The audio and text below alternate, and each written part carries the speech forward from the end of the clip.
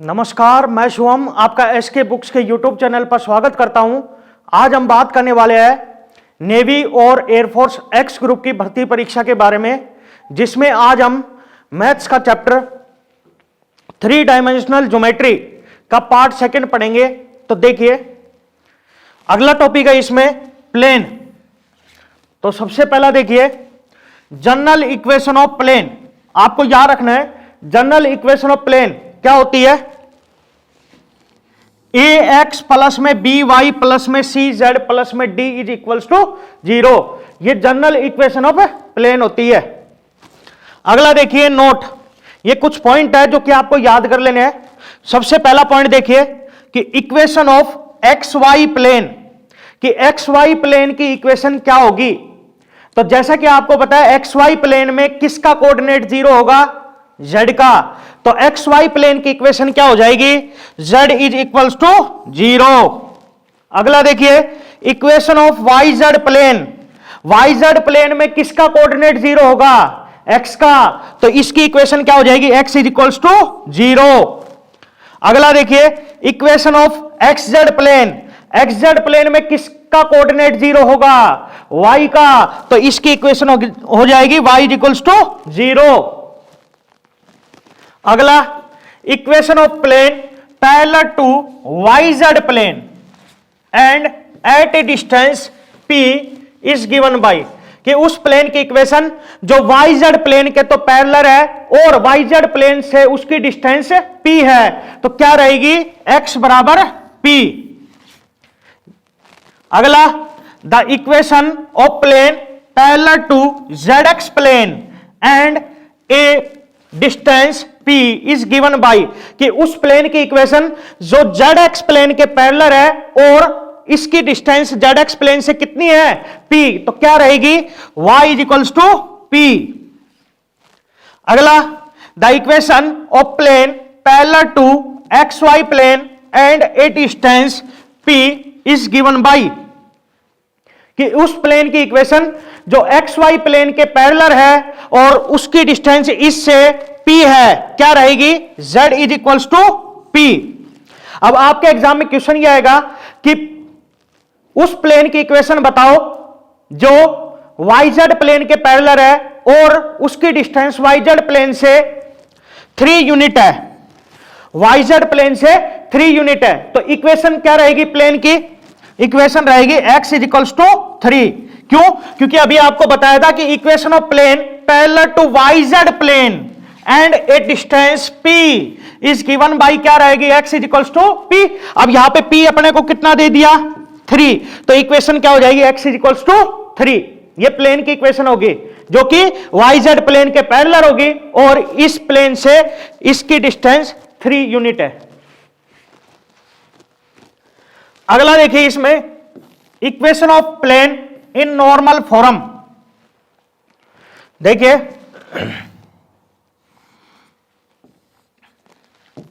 जैसा कि आपको पता है ये एक्स एक्सिस है, ये वाई एक्सिस है और ये जेड एक्सिस है। हमने ये प्लेन बना लिया, ये ओरिजिन होगा। हमने ओरिजिन से इस प्लेन पर एक नॉर्मल डाल दिया और एक पॉइंट है P जो कि इस प्लेन पे पहले से है और इस पॉइंट के कोऑर्डिनेट क्या है x, y, z। और मैं आपसे यह पूछूं कि इस पॉइंट का पोजीशन वेक्टर बताइए, तो इस पॉइंट का पोजीशन वेक्टर क्या है, r वेक्टर। और इस प्लेन की ओरिजिन से डिस्टेंस, परपेंडिकुलर डिस्टेंस ये कितनी है d। तो आपको याद रखना है इक्वेशन क्या होगी। सबसे पहला देखिए इसमें वेक्टर फॉर्म, कि वेक्टर फॉर्म में प्लेन की इक्वेशन क्या रहेगी नॉर्मल फॉर्म की, ये r vector dot n cap is equals to d। जहां पे आपको याद रखना है n कैप क्या है, नॉर्मल का यूनिट वेक्टर। n कैप क्या है, नॉर्मल का यूनिट वेक्टर। और ये जो n कैप होगा ये किसके बराबर होगा, li प्लस में mj प्लस में nk, जहां पे l m n ये क्या कहलाएंगे, डीसीज किसके, नॉर्मल के। याद रखना एल एम एन क्या होंगे, डायरेक्शन कोसाइंस किसके, नॉर्मल के। और यहां पे जो डी है वो क्या होगा, perpendicular distance of plane from origin. आपको याद रखना है कि ये जो डी है ये क्या होगी, perpendicular distance of plane from origin. R vector अभी आपको बताया, आर वेक्टर क्या है, जो पॉइंट पहले से प्लेन पे है उसका पोजीशन वेक्टर है, और ये किसके बराबर होगा। अब इस पॉइंट का पोजीशन वेक्टर निकालना है तो मैंने आपको बताया था किसी भी पॉइंट का पोजीशन वेक्टर निकालना हो तो आपको आई जे के लगा देना है। तो आर वेक्टर क्या हो जाएगा, एक्स आई प्लस में वाई जे प्लस में जेड के। तो आपको याद रखना है कि equation of plane in normal form, vector form की क्या रहेगी, R vector dot N cap is equals to D. कई बार क्या होता है कि ये जो इक्वेशन अपने को दे रखी है, R vector dot N cap is equals to D, ये इस तरह से भी दे सकता है, R vector dot N vector is equals to D. अब मैं आपसे ये पूछूं कि इस इक्वेशन में और इस इक्वेशन में क्या डिफरेंस है, तो आप क्या कहोगे कि यहां पर ये तो क्या है, नॉर्मल का यूनिट वेक्टर है, और यहां पे क्या है, ये नॉर्मल वेक्टर है। याद रखना, यहां पर ये तो नॉर्मल का यूनिट वेक्टर है और यहां पे ये नॉर्मल वेक्टर है, और यहां पे जो डी है वो परपेंडिकुलर डिस्टेंस है of plane from origin, plane की ओरिजिन से परपेंडिकुलर डिस्टेंस है यहां पे जो डी है, और यहां पे जो डी है वो क्या होगा, जस्ट ए कांस्टेंट। आपको याद रखना है कि अगर यहां पे नॉर्मल वेक्टर है ना तो यहां पे जो रहेगा वो जस्ट कांस्टेंट रहेगा, और अगर यहां पे नॉर्मल का यूनिट वेक्टर है तो ये क्या कहलाएगा, perpendicular distance of plane from origin. अब अगर हमें इस इक्वेशन को इस इक्वेशन में बदलना हो तो कैसे बदलेंगे, आप इस इक्वेशन में दोनों साइड एन वेक्टर के मैग्नीट्यूड से डिवाइड कर दो, तो डिवाइड कर देंगे तो ये अपने पास ऐसा आएगा, एन वेक्टर अपॉन में एन वेक्टर का magnitude is equals to D upon N vector का मैग्नीट्यूड। अब आपको पता है कि एन वेक्टर अपॉन में एन वेक्टर का मैग्नीट्यूड क्या होगा, ये होगा एन कैप, और अब ये जो आया है ये क्या कहलाएगा, ये परपेंडिकुलर डिस्टेंस कहलाएगी, perpendicular distance of plane from origin, क्या कहलाएगी, perpendicular distance of plane from origin. आगे देखिए सेकंड, अगर आपसे इसकी कार्टेशियन फॉर्म पूछे, कार्टेशियन फॉर्म, तो जैसा कि आपको पता है आर वेक्टर तो क्या है, X I plus Y J plus Z K, और एन कैप क्या है, L I plus M J plus N K. तो ये दोनों इसमें लगाएंगे तो ये अपने पास ऐसा आएगा, एक्स आई प्लस में वाई जे प्लस में जेड के डॉट एल आई प्लस में एम जे प्लस में एन के और इज इक्वल्स टू डी। अब दो वेक्टर है और अपने को इन दोनों का डॉट प्रोडक्ट करना है, और मैंने आपको बताया था दो वेक्टर का डॉट प्रोडक्ट कैसे होगा, आई का आई के साथ, जे का जे के साथ, के का के साथ। तो ये अपने पास आएगा X L plus Y M plus Z N is equals to D. तो आपको याद रखना है इसकी कार्टेशियन फॉर्म क्या होगी, X L plus Y M plus Z N is equals to D. अगला देखिए, इसमें equation of a plane perpendicular to a given vector and passing through a given point, कि उस प्लेन की इक्वेशन जो कि एक गिवन वेक्टर के तो परपेंडिकुलर है और एक पॉइंट से पास कर रही है। तो देखिए ये एक्स एक्सिस, ये वाई एक्सिस और ये जेड एक्सिस, और ये प्लेन बना लिया हमने।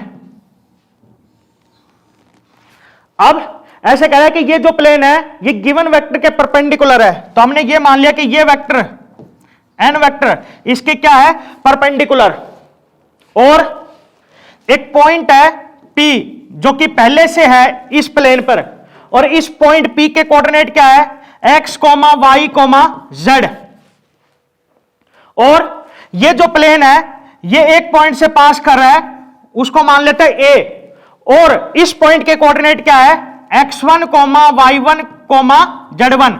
आपको याद रखना है A पॉइंट क्या है, वो पॉइंट जिस पॉइंट से ये प्लेन पास कर रहा है, और एन वेक्टर क्या है जो कि इसके परपेंडिकुलर है, और ये क्या है, ओरिजिन।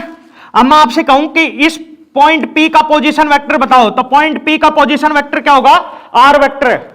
और पॉइंट A का पोजीशन वेक्टर बताओ, तो पॉइंट A का पोजीशन वेक्टर क्या होगा, A वेक्टर। जहां पे आपको याद रखना है R वेक्टर तो किसके बराबर होगा, xi प्लस में yj प्लस में zk। A वेक्टर किसके बराबर होगा, इसका पोजीशन वेक्टर है, तो क्या हो जाएगा, x1i प्लस में y1j प्लस में z1k। और n वेक्टर क्या है, जो कि इसके परपेंडिकुलर है, ये हम मान लेते हैं ये किसके बराबर है, ये है ai प्लस में bj प्लस में ck, ये हमने मान लिया है। अब सबसे पहला देखिए वेक्टर फॉर्म, आपसे अगर वेक्टर फॉर्म पूछे तो वेक्टर फॉर्म क्या होगी, r वेक्टर माइनस में a vector dot n vector is equals to 0। जहां पे आपको याद रखना है a वेक्टर क्या है, जिस पॉइंट से ये प्लेन पास कर रहा है उसका पोजीशन वेक्टर, n वेक्टर क्या है, जो गिवन वेक्टर इसके परपेंडिकुलर है। तो आपको याद रखना है इस केस में वेक्टर फॉर्म इक्वेशन क्या होगी, r वेक्टर माइनस में a vector dot n vector is equals to 0। अगला देखिए कार्टेशियन फॉर्म। अब कार्टेशियन फॉर्म कैसे निकालेंगे, जब हम r, a और n ये तीनों के तीनों की वैल्यू इसमें लगाएंगे और इसको सोल्व करेंगे तो अपने पास ये इक्वेशन आएगी जो कि आपको याद कर लेनी है। क्या होगी, a into X minus x1 plus b into Y minus y1 plus c into z minus z1 is equals to 0। ये कार्टेशियन फॉर्म होगी जो कि आपको याद कर लेनी है। अगला देखिए ये इंपॉर्टेंट है, इसको आपको याद करना ही करना है, intercept form of the equation of a plane. कि एक प्लेन है, ये एक्स एक्सिस, ये वाई एक्सिस और ये जेड एक्सिस, और ये एक प्लेन है।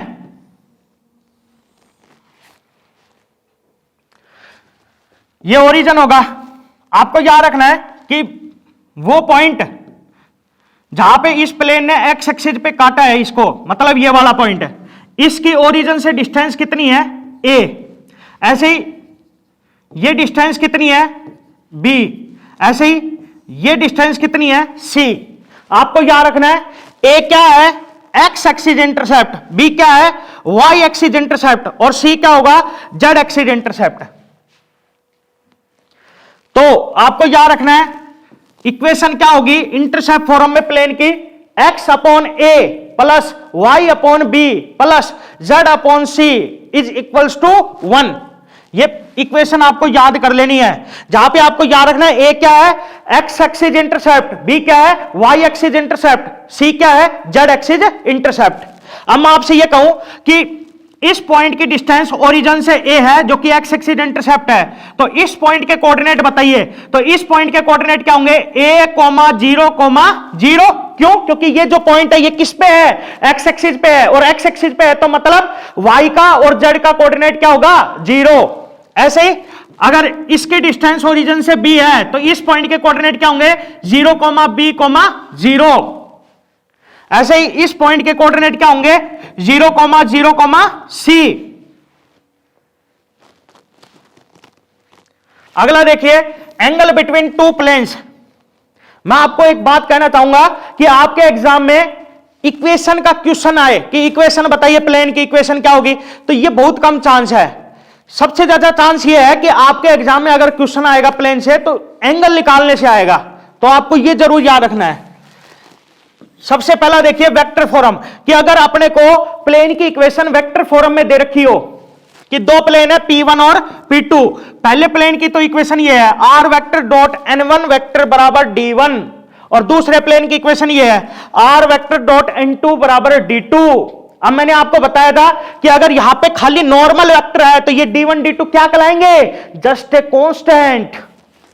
अब आपको याद रखना है इन दोनों प्लेन के बीच की डिस्टेंस क्या होगी, फॉर्मूला याद कर लेना है, cos theta is equals to n1 vector dot n2 vector upon में n1 वेक्टर का मैग्नीट्यूड इनटू में n2 वेक्टर का मैग्नीट्यूड। ये फॉर्मूला आपको याद कर लेना है।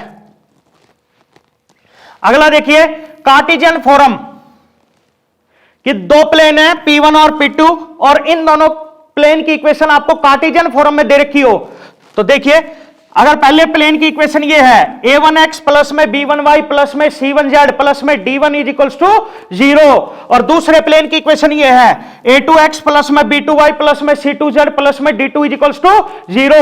तो आपको याद रखना है कि इन दोनों प्लेन के बीच में एंगल निकालने का फॉर्मूला क्या होगा, cos theta is equals to a1 a2 plus b1 b2 plus c1 c2 upon under root a1 square plus b1 square plus c1 square into under root a2 square plus b2 square plus c2 square. अब जैसा कि आप देख रहे हो कि ये जो फॉर्मूला है ये हम इस चैप्टर में तीसरी बार पढ़ रहे हैं।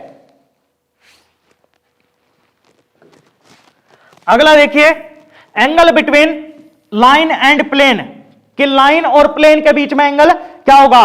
तो सबसे पहले देखिए वेक्टर फॉर्म, कि अगर अपने को लाइन और प्लेन की इक्वेशन वेक्टर फॉर्म में दे रखी हो तब एंगल कैसे निकालेंगे। तो लाइन की इक्वेशन तो ये है R vector is equals to A vector plus में लैम्डा बी वेक्टर, और प्लेन की इक्वेशन ये है R vector dot N vector is equals to D. तो आपको याद रखना है इन दोनों के बीच में एंगल निकालने का फॉर्मूला ये होगा sine theta is equals to B vector dot N vector upon में बी वेक्टर का मैग्नीट्यूड इंटू में एन वेक्टर का मैग्नीट्यूड। अब जैसा कि आप देख रहे हो कि हमने जितने भी फॉर्मूले इस चैप्टर में पढ़े हैं एंगल से रिलेटेड, वो सभी के सभी फॉर्मूले किस में थे, कोस थीटा में थे। लेकिन ये ऐसा फॉर्मूला है जो कि किस में है, साइन थीटा में। आपको याद रखना है जब हम लाइन और प्लेन के बीच में एंगल निकालेंगे ना तो साइन थीटा आएगा ना कि कोस थीटा। अगला कार्टेशियन फॉर्म, कि लाइन की इक्वेशन कार्टेशियन फॉर्म में ये है x minus x1 upon a1 is equals to y minus y1 upon b1 is equals to z minus z1 upon c1, और प्लेन की इक्वेशन ये है a2x plus b2y plus c2z plus में d2 is equals to 0। तो आपको याद रखना है इन दोनों के बीच में एंगल निकालने का फॉर्मूला ये होगा sine theta is equals to a1 a2 plus b1 b2 plus c1 c2 upon under root a1 square plus b1 square plus c1 square into under root a2 square plus b2 square plus c2 square. ये formula आपको याद कर लेना है, और ये जरूर याद रखना है कि जब हम लाइन और प्लेन के बीच में एंगल निकालेंगे तो अपने पास क्या आएगा, साइन थीटा आएगा। अगला देखिए distance between a point and a plane, कि एक पॉइंट और एक प्लेन के बीच में डिस्टेंस निकालनी है तो फॉर्मूला क्या होगा। तो इसमें हम दो फॉर्मूले पढ़ेंगे, एक तो वेक्टर फॉर्म के लिए और एक कार्टेशियन फॉर्म के लिए। कि एक प्लेन है, हमने ये प्लेन मान लिया, और एक पॉइंट है P, इस पॉइंट के कोऑर्डिनेट है x1, y1, z1। अब इस पॉइंट की इस प्लेन से डिस्टेंस बतानी है, मतलब ये डिस्टेंस अपने को बतानी है। तो सबसे पहले देखिए वेक्टर फॉर्म। अब वेक्टर फॉर्म है तो आपको प्लेन की इक्वेशन जो मिलेगी वो वेक्टर फॉर्म में मिलेगी, जो कि क्या है R vector dot N vector is equals to D. तो आपको फॉर्मूला याद कर लेना है, क्या होगा formula, modulus D minus A vector dot N vector. जहां पे आपको याद रखना है ए वेक्टर क्या है, ए वेक्टर क्या है, आपको याद रखना है ए वेक्टर इस पॉइंट का पोजीशन वेक्टर है, और जो कि किसके बराबर होगा, वो बराबर होगा x1i प्लस में y1j प्लस में z1 के। ये बात आपको याद रखनी है कि ए वेक्टर क्या है, इस पॉइंट का पोजीशन वेक्टर। तो आपको क्या करना है, सबसे पहले ए और एन वेक्टर का डॉट प्रोडक्ट निकालना है, और फिर डी में से सब्ट्रैक्ट करके और मॉडुलस। अब ये मॉडुलस इसलिए लगाया क्योंकि डिस्टेंस कभी भी नेगेटिव नहीं होती है, डिस्टेंस इज ऑलवेज पॉजिटिव। अगला देखिए कार्टेशियन फॉर्म। अब कार्टेशियन फॉर्म में है तो अपने को प्लेन की जो इक्वेशन मिलेगी वो कार्टेशियन फॉर्म में मिलेगी, जो कि ये है ax plus by plus cz plus d is equals to 0, और अपने को इस पॉइंट की इस प्लेन से डिस्टेंस बतानी है। तो आपको ये फॉर्मूला याद कर लेना है, फॉर्मूला होगा मॉडुलस ax1 प्लस में by1 प्लस में cz1 प्लस में d upon under root a का स्क्वायर प्लस b का स्क्वायर प्लस में c का स्क्वायर। कहने का मतलब यह है कि आपको इस प्लेन की इक्वेशन में x की जगह x1 लगा देना है, y की जगह y1 लगा देना है, और z की जगह z1 लगा देना है। इस तरह से बन जाएगा ये। अगला टॉपिक है इसमें स्फीयर। तो जैसा कि आपको पता है स्फीयर कैसा होता है, बॉल जैसा, जो बॉल होती है वो स्फीयर ही होती है, गोल एकदम। तो ये स्फीयर है, और इसमें आपको इक्वेशन याद रखनी है, इक्वेशन ऑफ स्फीयर। तो सबसे पहला देखिए सेंटर फोरम, कि सेंटर फोरम में स्फीयर की इक्वेशन क्या होगी। तो आपको याद रखना है सेंटर फोरम में अपने को सेंटर दे रखा होगा और रेडियस दे रखा होगा। सेंटर तो है ए कोमा बी कोमा सी और रेडियस है आर। तो आपको ये इक्वेशन याद कर लेनी है। इक्वेशन होगी x माइनस ए का whole square plus Y minus B का whole square plus Z minus C का whole square is equals to R square. अब ये जो इक्वेशन है ये आपको सर्कल जैसी दिखाई दे रही होगी। मैंने आपको सर्कल वाले चैप्टर में बताया था कि अगर सर्कल के सेंटर के कोऑर्डिनेट है h कोमा के और सर्कल का रेडियस क्या है r, तो सर्कल की इक्वेशन क्या होगी x माइनस एच का whole square plus Y minus K का whole square is equals to R square. बस ये है कि स्फीयर वाले में एक z का कोऑर्डिनेट बढ़ जाता है। इक्वेशन सेम है इन दोनों की। अगला देखिए general equation, general equation of sphere. ये सबसे इंपॉर्टेंट है, इसको आपको याद करना ही करना है। इक्वेशन क्या रहेगी general equation, x square plus में वाई स्क्वायर प्लस में जेड स्क्वायर प्लस में 2ux प्लस में 2vy प्लस में 2wz प्लस में d इज इक्वल्स टू 0। ये इक्वेशन आपको याद कर लेनी है। अब आपके एग्जाम में क्वेश्चन कैसे आएगा, आपको इक्वेशन दे देगा स्फीयर की और ये पूछेगा कि स्फीयर का सेंटर बताओ और रेडियस बताओ। तो सेंटर कैसे निकालेंगे, देखिए सेंटर निकालने के लिए आपको क्या देखना है कि x का कोफिशिएंट क्या है। यहां पे x का कोफिशिएंट कितना है 2u, तो आपको इसका आधा कर देना है। अब 2u का आधा क्या होगा u, और यहां पे अगर प्लस का है तो आपको माइनस का लेना है, और अगर यहां पे माइनस का होता तो आपको प्लस का लेना है। तो यहां पे 2u है, 2u का आधा क्या होगा u, और प्लस का है तो माइनस का, तो माइनस u। ऐसे ही y का कोफिशिएंट 2v, इसका आधा करेंगे तो v और प्लस का है तो माइनस का। ऐसे ही z का कोफिशिएंट 2w और इसका आधा करेंगे तो w और प्लस का है तो माइनस का। ये सेंटर होगा। रेडियस के लिए आपको ये फॉर्मूला याद कर लेना है। फॉर्मूला होगा अंडर रूट u का स्क्वायर प्लस में v का स्क्वायर प्लस में w का स्क्वायर और माइनस में d। अगला डायमेट्रिक फॉर्म। डायमेट्रिक फॉर्म में क्या होगा कि एक स्फीयर है, आप ये मान लो कि ये स्फीयर है, ठीक है, और ये इसका डायमीटर है। अब आपको क्या कहेगा कि इस डायमीटर के एंड पॉइंट्स ये है x1, y1, z1 और x2, y2, z2। कहने का मतलब यह है कि आपको डायमीटर के एंड पॉइंट्स दे रखे होंगे और आपसे इक्वेशन पूछेगा, तो इक्वेशन आपको ये याद कर लेनी है। इक्वेशन होगी x minus x1 into x minus x2 plus y minus y1 into y minus y2 plus z minus z1 into z minus z2 is equals to 0। जहां पे आपको याद रखना है x1 y1 z1 और x2 y2 z2 क्या कहलाएंगे, एक्सट्रीमेट्स of diameter. और एक और बात आपको याद रखनी है कि इन दोनों एंड पॉइंट्स के जो मिड पॉइंट होगा, इन दोनों एंड पॉइंट्स का जो मिड पॉइंट होगा वो क्या कहलाएगा, वो कहलाएगा सेंटर। आपको याद रखना है डायमीटर के एंड पॉइंट्स का जो मिड पॉइंट होगा वो क्या कहलाएगा, सेंटर।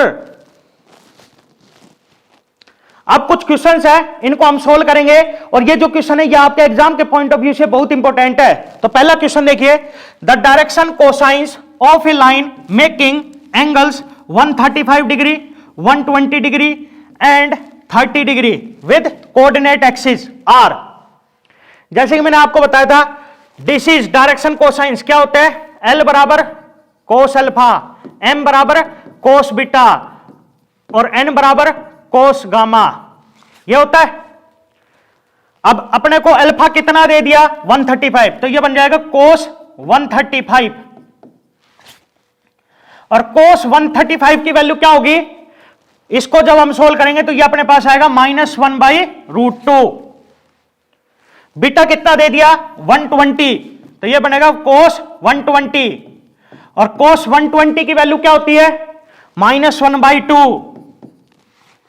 गामा कितना दे दिया 30, तो ये बनेगा कोस 30 और कोस 30 की वैल्यू क्या होती है √3/2।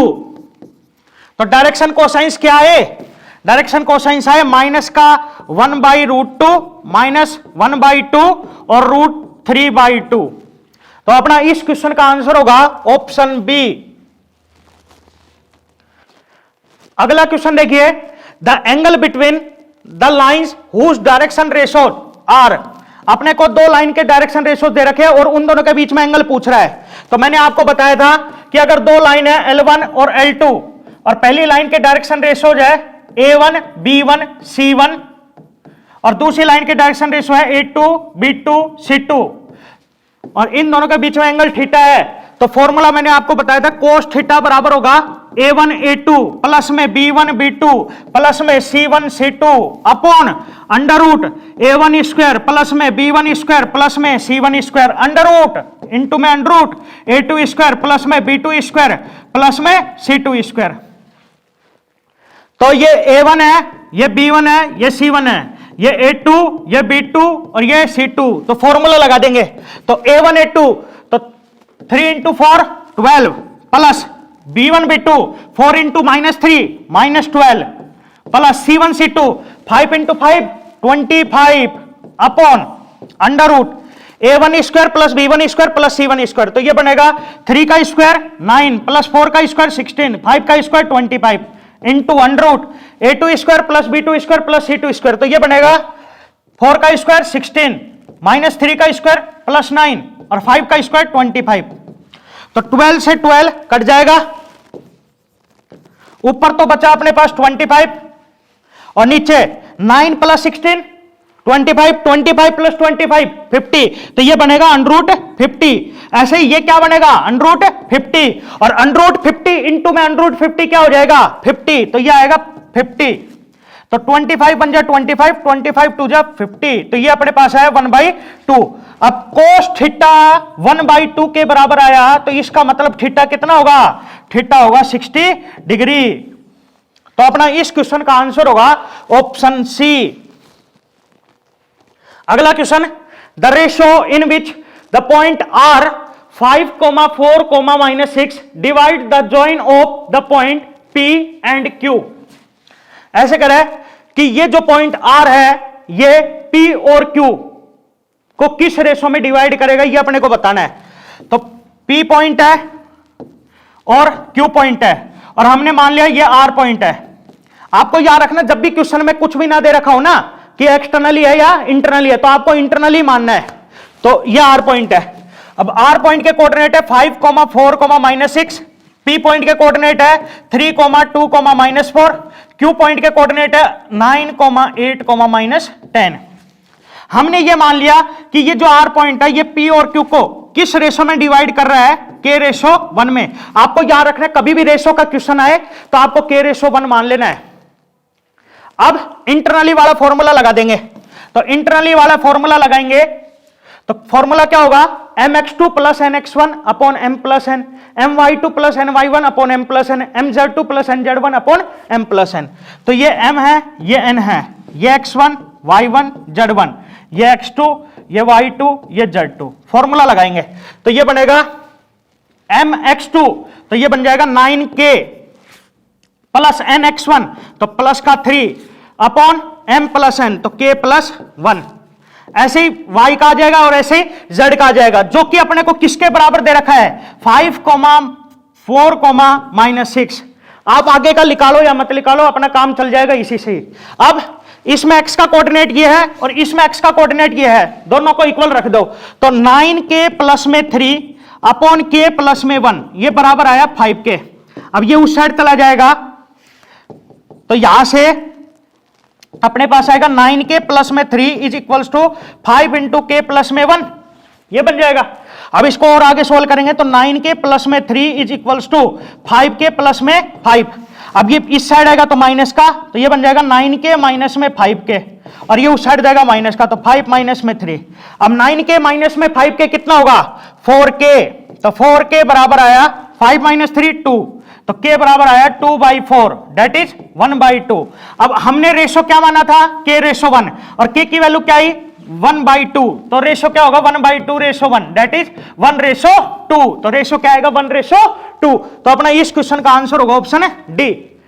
मैं आपसे यही कहना चाहूंगा कि कभी भी ऐसा क्वेश्चन आए तो आपको कंप्लीट सोल्व करने की जरूरत नहीं है, आपको सिर्फ एक कोऑर्डिनेट निकालना है, या तो एक्स का निकाल लो, या वाई का निकाल लो, या फिर जेड का निकाल लो। तो मैंने यहां पे एक्स का निकाला और इसको जल्दी से जल्दी सोल्व कर दिया। अगला question, the ratio in which the line segment joining the points A 2, 4, 5 and B 3, 5, -4 is divided by X Y plane. कि दो पॉइंट है, ये ए के कोऑर्डिनेट है 2, 4, 5, ये बी है, बी के कोऑर्डिनेट है 3, 5, -4। अब ऐसे करा है कि इसको Y Z plane, sorry X Y plane, ये एक्स वाई प्लेन है, पूछ रहा है ये किस रेशो में डिवाइड करेगा। अब रेशो है तो मतलब हमने मान लिया k/1, अभी बताया था रेशो पूछे तो क्या मान लेना है, k/1। अब फॉर्मूला लगाएंगे, तो फॉर्मूला लगाएंगे तो ये अपने पास आएगा, ये m, ये n, ये x1, ये y1, ये z1, ये x2, ये y2 और ये z2। तो इस पॉइंट के कोऑर्डिनेट क्या आएंगे, ये मान लिया p, तो p के कोऑर्डिनेट क्या आ जाएंगे, फॉर्मूला लगाओ तो ये बनेगा 3k प्लस में 2 अपॉन k प्लस में 1, फिर 5k प्लस में 4 अपॉन k प्लस में 1 और -4k प्लस में 1 अपॉन -4k प्लस में 5 अपॉन k प्लस में 1, ये बनेगा। ये P पॉइंट के कोऑर्डिनेट आ गए हैं। अब जैसा कि आप देख रहे हो ये जो P पॉइंट है ये कौन से प्लेन में है, XY प्लेन में। अब अगर P पॉइंट XY प्लेन में है तो किसका कोऑर्डिनेट 0 होगा, Z का। तो इसमें आप Z का कोऑर्डिनेट 0 रख दो, तो -4k प्लस में 5 अपॉन k प्लस 1, ये किसके बराबर आएगा, 0 के। अब ये 0 कब होगा, जब ऊपर वाला 0 होगा। तो यहां से अपने पास क्या है कि -4k प्लस में 5 किसके बराबर होगा, 0 के। तो यहां से -4 के बराबर आया -5k, तो माइनस से माइनस कट गया तो k बराबर आया 5/4। अब रेशो अपन ने माना था k/1, k की वैल्यू आई है 5/4, तो रेशो क्या हो जाएगा, रेशो हो जाएगा 5/4। तो अपना इस क्वेश्चन का आंसर होगा ऑप्शन बी। Thank you. इस एग्जाम के लिए एसके बुक सभी शॉप्स पर और ऑनलाइन भी अवेलेबल है। अगर आप ऑनलाइन लेना चाहते हैं तो इसका लिंक डिस्क्रिप्शन बॉक्स में अवेलेबल है। इस चैनल पर हम इस भर्ती और अन्य सभी भर्तियों से संबंधित इंपॉर्टेंट जानकारी और स्टडी मटेरियल उपलब्ध करवाते रहेंगे। तो आप इस वीडियो को लाइक कीजिए, चैनल को सब्सक्राइब कीजिए और अपने दोस्तों के साथ शेयर भी कीजिए। मिलता अगली वीडियो में। जय हिंद।